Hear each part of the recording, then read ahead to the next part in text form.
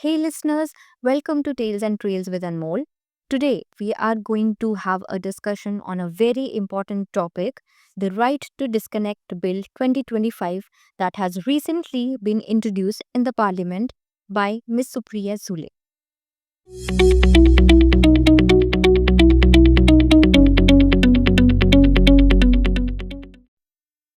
Imagine it's 11:47 at night, your phone vibrates.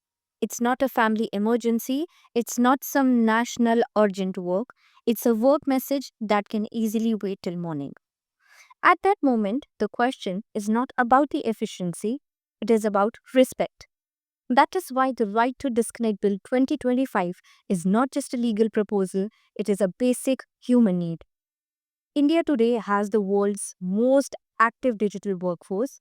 Work is no longer limited to offices, phones, emails, online meetings have entered our homes as well.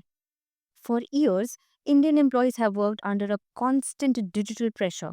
Late night work messages, weekend calls, and endless emails have become normal. Even during holidays or sick leave, there is an unspoken pressure for you to always be available. Because of this growing concern, the Right to Disconnect Bill has been discussed in India in the recent years. Well, it is still a proposal and not a law yet, but its purpose is clear to protect the personal time of the workers. I strongly believe that India needs the Right to Disconnect Bill today, not tomorrow, not later, but now, because the damage is already happening. India has a very young, skilled, and hardworking force, but constant work communication has removed all the time to rest. Recent studies, including the data from Indeed, has shown that 88% of the Indian workers receives work calls or messages beyond the official working hours, out of which 85% are those people who receive messages on holidays or even when they are on sick leave. Often, work enters spaces where it does not belong. The private moments that are meant for peace and connection are disturbed. The time that we have to spend with our family is interrupted by calls and messages that can wait. When workers are expected to rely at all hours, the rest feels like a mistake and silence feels disobedience. This kind of work culture does not improve efficiency, it leads to stress, burnout, and poor mental health.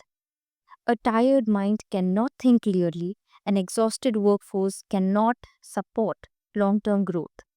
From an ethical point of view, the right to disconnect is about respecting the human limits.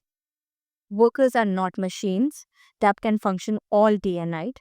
They are people with families, emotion, and personal lives. The society that values dignity of laborers must also value the right to rest. If the law protects salaries and the working hours, it should also protect their mental peace.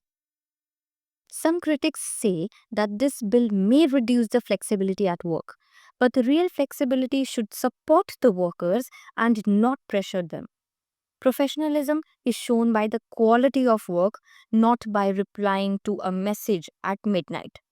The Right to Disconnect Bill 2025 has the potential to change the lives of the Indian workers in a very meaningful way. In a country aiming for economic success, protecting the mental well being of the workers is not a luxury, it is a responsibility.